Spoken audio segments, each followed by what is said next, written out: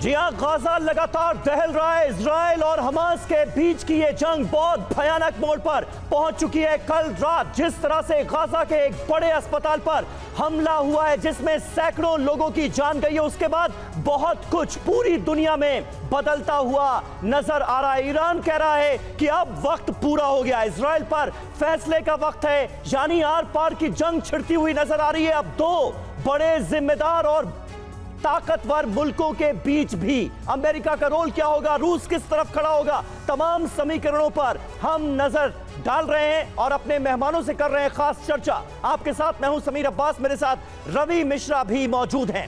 7 अक्टूबर और 17 अक्टूबर दो ऐसी तारीखें हैं जो दुनिया की तस्वीर बदल सकती हैं। 7 अक्टूबर को इजराइल में हमला और 17 अक्टूबर को गाजा के बड़े अस्पताल पर हमला। नतीजा, विश्व युद्ध का काउंटडाउन और तेज हो गया है। बाइडेन आज इजराइल जा रहे हैं, पर अरब देशों ने कहा है कि अब वक्त आ गया है। और इजराइल हमास के बीच चल रही जंग की 5 बड़ी खबर सबसे पहले हम आपके सामने रखने जा रहे हैं, जो विश्व युद्ध का संकेत दे रही हैं और इशारा कर रही है कि युद्ध कितना भयानक हो सकता है आने वाले समय में। विश्व युद्ध को भड़काने वाली 5 बड़ी खबरें, उन खबरों पर गौर करिए। नंबर 1, गाजा के अस्पताल में रॉकेट हमला, 800 की मौत हुई है। यह अपने आप में ऐसी खबर है जिससे पूरी दुनिया में हलचल है। बिल्कुल, और ये आंकड़ा, मौत का आंकड़ा लगातार बढ़ता हुआ हम देख रहे हैं। हमले पर इजराइल हमास का अलग अलग दावा भी सामने आया है। हमले के बाद अरब में गुस्सा, मुस्लिम देश एकजुट होते नजर आ रहे हैं। और इजराइल पर ईरान का ऐलान क्या है, अब वक्त आ गया है, ये कह दिया है ईरान ने। वही दूसरी तरफ आज इजराइल में बाइडेन होंगे। अमेरिका की बड़ी परीक्षा है ये कि आखिर ये युद्ध की आग ठंडी कैसे हो। बिल्कुल, और जॉर्डन का जो दौरा था, जो बाइडेन को कैंसिल करना पड़ा है अस्पताल पर हुए इस बड़े हमले के बाद। इस बीच आज इजराइल पहुंच रहे हैं जो बाइडेन, जिन पर सबकी नजरें होंगी। 2.5 घंटे बाद टेल अवीव पहुंचेंगे अमेरिकी प्रेसिडेंट। अस्पताल पर हमले के बाद बाइडेन का ये दौरा हो रहा है। अरब और मिडिल ईस्ट देशों में इस हमले को लेकर जबरदस्त गुस्सा, जबरदस्त नाराजगी नजर आ रही है और यही वजह है कि जॉर्डन ने बाइडेन का दौरा रद्द कर दिया है। पहले जॉर्डन जाना था इजराइल से जो बाइडेन को, जहां पर उनकी किंग अब्दुल्ला से मुलाकात होनी थी, मिस्र के राष्ट्रपति अल-सीसी से वो मिलने वाले थे और फिलिस्तीन के राष्ट्रपति महमूद अब्बास से मिलने वाले थे। लेकिन अब ये दौरा खटाई में पड़ गया है। लेबनान ने गाजा में अस्पताल पर हुए बड़े हमले के बाद, जिसमें 800 से ज्यादा लोगों की जान गई है, उसके बाद इस दौरे को कैंसिल कर दिया है और अब इजराइल के बाद लेबनान नहीं जाएंगे।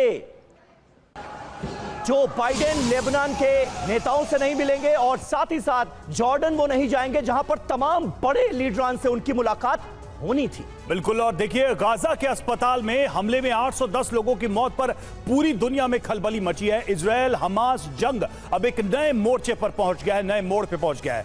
कल देर रात हुए हमले के बाद सवाल पूछे जाने लगे कि हमला किसने किया, क्या हमला हमास का मिसफायर है या इजराइल की ये सनक है। इस बीच तमाम मुस्लिम देशों में इजराइल और अमेरिका के खिलाफ गुस्सा भड़क गया है। प्रदर्शन हो रहे हैं, मुस्लिमों को एकजुट होने के लिए कहा जा रहा है। इन सब के बीच अमेरिकी राष्ट्रपति जो बाइडेन का 2.5 घंटे बाद तेल अवीव पहुंचने का कार्यक्रम है। ऐसे में अब सवाल यह है कि बाइडेन के इस दौरे के बाद अब आगे क्या होने वाला है।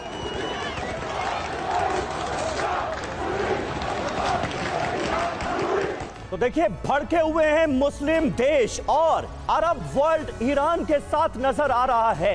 ये कितने बड़े संकेत हैं आने वाले वक्त में भी क्या हम देखने जा रहे हैं। जैसे हमने रूस यूक्रेन में देखा था, जब जंग शुरू हुई तो दुनिया दो धड़ों में बंटती नजर आई। क्या अब इजराइल और हमास के बीच की जंग भी ये बंटवारा और बड़ा करने जा रही है। हमारे साथ तमाम खास मेहमान जुड़ चुके हैं, उनसे आपका तारुफ करा दें। डॉक्टर पीके घोष डिफेंस एक्सपर्ट के तौर पर हमारे साथ मौजूद हैं। मेजर जनरल एसपी सिन्हा हमारे साथ मौजूद हैं। प्रोफेसर डॉक्टर संजय भारद्वाज विदेश मामलों के जानकार हैं, वो हमारे साथ मौजूद हैं। सिन्हा साहब, अब अमेरिका का क्या रोल आप देखते हैं? जो बाइडेन इजराइल पहुंच रहे हैं, लेकिन जॉर्डन में जो दौरा होना था वो कैंसिल करना पड़ गया है अस्पताल पर। गाजा में अस्पताल पर हुए भीषण हमले के बाद, जिसने 800 से ज्यादा लोगों की जान ले ली। देखो, ऐसा है कि कोई भी जब क्राइम होता है या एक्शन होता है, उसके पीछे सबसे बड़ा महत्वपूर्ण बिंदु है कि इससे फायदा किसको होगा। सबसे पहला प्रश्न तो ये इस चीज़ को एनालाइज करो तो फायदा किसका होगा? क्या इजराइल इतना, दो ही सिनेरियो है, या तो इजराइल ने किया है या हमास का मिसफायर, दो ही सिनेरियो है। अब सिनेरियो 1 देखते हैं। यदि क्या हम एनालाइज कर रहे हैं, मतलब लाउड थिंकिंग कर रहे हैं, क्या इजराइल इतना बेवकूफ़ है कि वो ऐसा चीज़ करेगा, ऐसा हरकत करेगा जिससे अरब वर्ल्ड यूनाइट हो जाए, जिससे पूरा उसके छवि पे HR इशू पे प्रश्न उठाया जाए? और इसमें फायदा किसका होगा? इसका तो फायदा हो जाएगा फिर हमास को। तो ऐसी स्ट्रेटजिक ब्लंडर तो इजराइल नहीं करेगा, मुझे नहीं लगता है। दूसरी बात है मिसफायर थ्योरी। तो ये वॉर में क्या होता है, क्लेम काउंटर क्लेम ये चलता रहता है। ये तो भगवान छोड़ के मुझे लगता है बड़ा कहना मुश्किल है प्रेजेंट सिनेरियो में कि किसने किया, लेकिन मैं खाली एनालाइज कर रहा हूँ। और मुझे लगता है कि जब तक इस बात की पुष्टि नहीं हो जाती है तब तक एक किसी विचारधारा पे आना सही नहीं होगा, किसी सोच पे। बिल्कुल, ऐसी सिचुएशन हमने 10 सेकेंड और मैं ये कहना चाहता हूँ, जिसने भी किया है वो गलत किया है, ये मानवता के खिलाफ है। ऐसी सिचुएशन हमने रूस यूक्रेन वॉर में भी देखी थी कि जब हमले होते थे दोनों तरफ से क्लेम होते थे कि रूस ने किया, और रूस कहता था कि ये यूक्रेन ने ही प्रोपेगेंडा करने के लिए, सिंपैथी गेन करने के लिए किया है। आपका पॉइंट वैलिड नजर आ रहा है, क्योंकि इसमें यह सवाल बनता है कि इस पूरी सिचुएशन में क्या इजरायल को लाभ होगा या नुकसान होता इस युद्ध के दौरान। और आपको